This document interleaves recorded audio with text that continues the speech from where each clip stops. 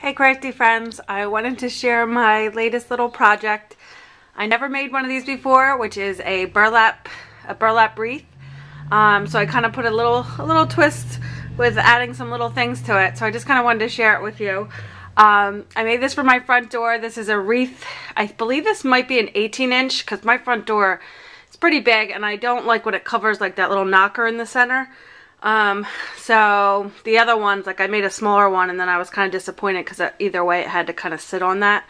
So I'm happy with the way this came out. It's like it's just that little tucking method where you pull it through the loops, and I had fun making it. And this is one of those times where it's like a little bit of a like, not that you make a mistake, but just where, you know, you kind of go with the flow type things. So what I mean by that is I started off with some burlap here, and this was from Paper Tray Ink. I bought a roll a long time ago. I think when me and Tina were doing some orders, like we were like obsessed for a little point in time. This Miss Tina here on YouTube, my YouTube buddy. But she and I think it was like around Easter time one year, like maybe 2 years back. So I had this roll of burlap, but when you cut it, it frays. So there wasn't a whole lot I could use it with. I think I used a little sheet of it without cutting it. Well, I cut the edge, but I mean, I wasn't cutting shapes out of it. And I laid it on a scrapbook layout, but other than that, I had the entire roll. So I said, let me try one of these burlap wreaths. So I just tried it and tried to figure it out on my own, and I did. But then it only did this little section right here. So I thought, oh, I guess I need more. It seemed like a lot was on the roll until I started doing these little loop-de-loos. And I made mine really full. You don't have to do yours this full.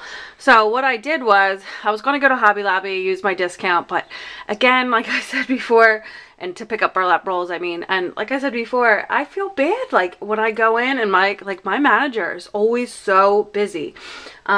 He's always like getting called, or he or she, the assistant manager, they're always getting called and paged just, you know, for work related things. So I feel guilty going in there. So I didn't. And I went to Joann's, and Joann's didn't have any burlap, and I kind of got mad. I thought, what the heck?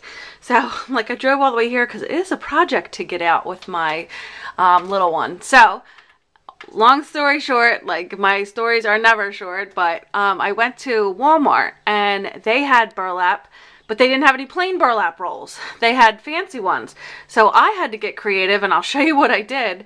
So although this looks like plain burlap mixed in, like I did plain, mixed, plain, mixed, plain, mixed, and just did like the coordinate.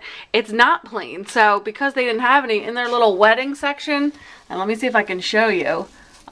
See how this one has like a lace like inner lining of it. So I used the back end.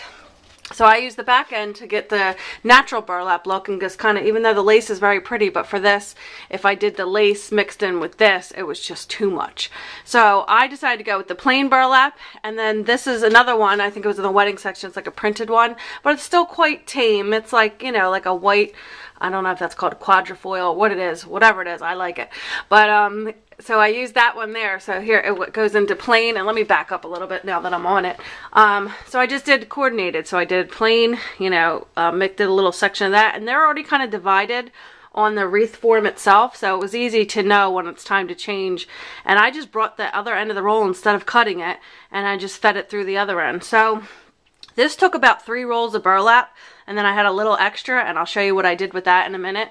But it was a tiny bit extra, but I really like the way it came out. So it's still burlappy, but then it has a little jazz, which I need a little jazz in my life. So that's where these come into play. And I did mine full. Like, you could make this a lot more compact if you don't like the big bushiness of it, but I liked it with my door. And then I got this one little clip I did get at Joann's, so it's just like a little flower clip. So I clipped that into one of the loops.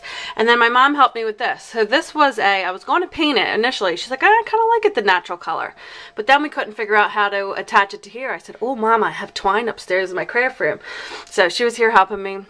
The one day we were hanging shelves and whatnot, but so then I said maybe we could wrap the twine around it, and first we were just going to do this side.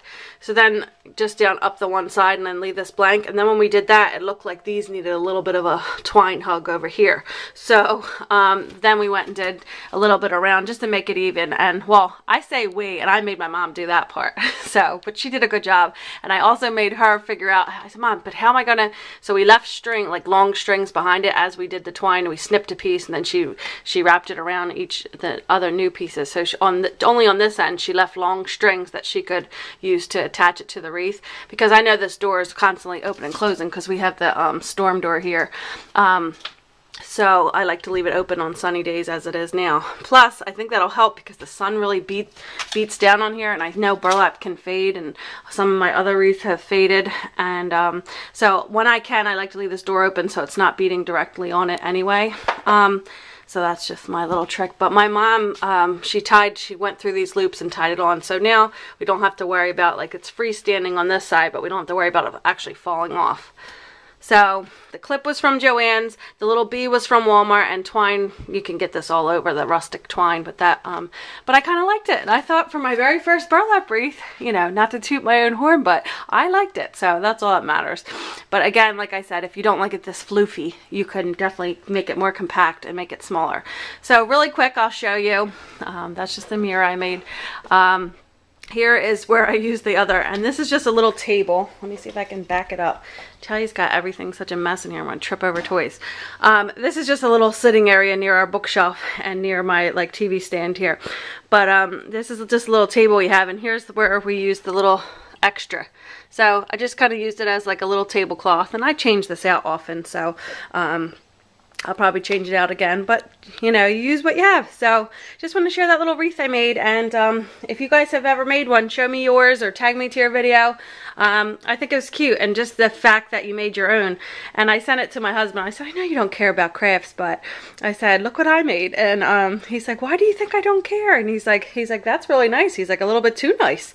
So he's good. He's very encouraging, and I know he's a guy, and he probably could give two shits about, you know, the little, oh, excuse my language, about the little things that, you know, we make or whatever, but he does. He's like, he said, I always told you I was proud of you, and he has told me since day one. He's like, you need to open your little shop. You need to, you know, whatever. He's like, you know, quit your stupid job, you know, not stupid job, not my current job. He just means like do a job that you love. I said, I would love to, but, you know, right now I wouldn't even have the time. You know, I would need time kid-free, and I'm never going to get that right now. And it'll come. So I'm just putting that on hold for now, but maybe one day in the future I have the extra time. Like I always say before, I love to have a little Etsy shop of my own, just to put some things I create and, you know, make some things that I could create for others. So thank you guys for watching, and I will talk to you soon. Bye.